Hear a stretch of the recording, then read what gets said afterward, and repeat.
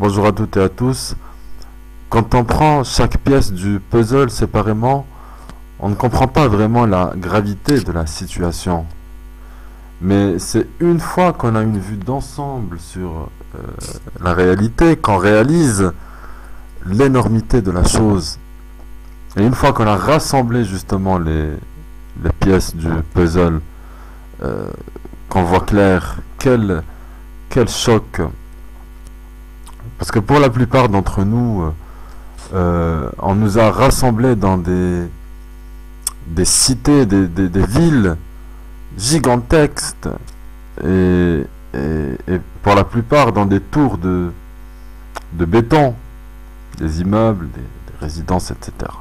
Des maisons aussi, telles des poules en batterie. On rêve tous de rejoindre une grande ville, ou du moins la plupart des gens qui vivent dans la campagne rêvent de rejoindre une grande ville et de trouver la cité, la ville, la grande ville, et d'avoir sa propre cage, son propre appartement, ou maison, etc.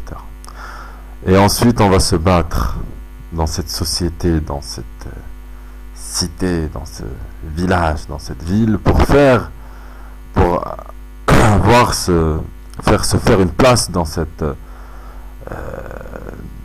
dans ce tourbillon dans ce grand puzzle, dans cette société de consommation.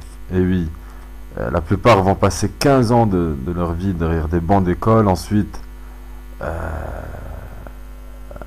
accepter aussi de donner 5 à 6 à 10 heures d'heures par jour de leur vie en échange de quelques billets en papier qui vont leur permettre de payer leur propre cage et d'éduquer les enfants dans des centres d'endoctrinement et de sacrifier tout pour arriver à ce but. Nos familles, notre couple, sacrifier tout, la liberté, même l'indépendance, et ce qui est plus grave, parfois même la foi. On se parle à travers des machines, on se rencontre à travers un site appartenant à la CIA, nos enfants s'amusent à des jeux de guerre en ligne, on se connaît plus, on ne s'aime plus, on ne se voit plus, on ne se parle plus. On est trop intoxiqué par le monde des machines, par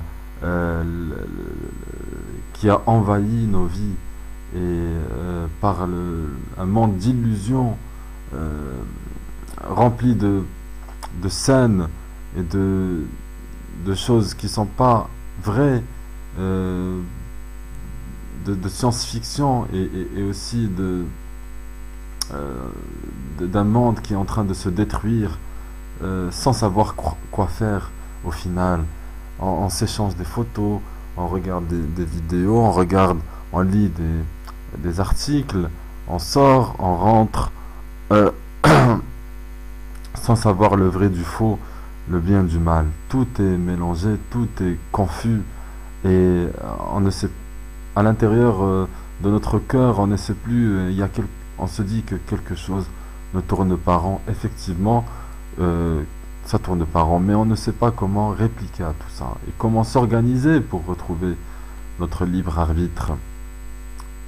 On se sent vraiment piégé, asphyxié par rapport à tout ça. On ressent une grande tragédie au fond de notre cœur, telle une araignée.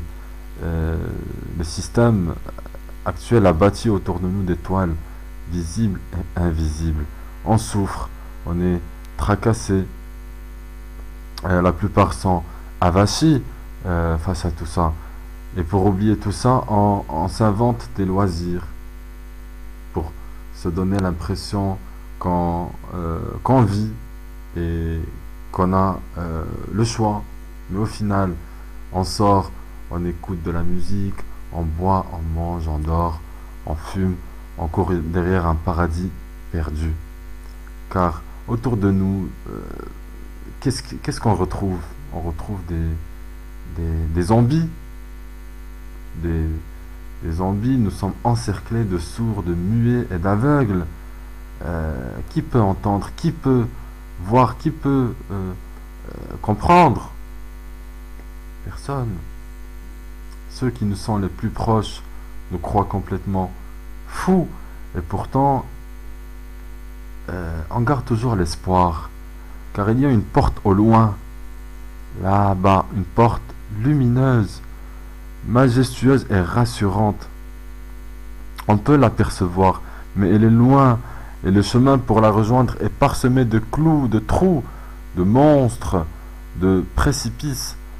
Et la rejoindre demande un énorme courage, beaucoup de sacrifices et d'accepter de grandes épreuves et aussi des souffrances. Elle est là devant nous, cette porte. Alors, la question qu'on devrait tous se poser, aurons-nous le courage de briser nos chaînes et de rejoindre cette porte lumineuse? Voilà.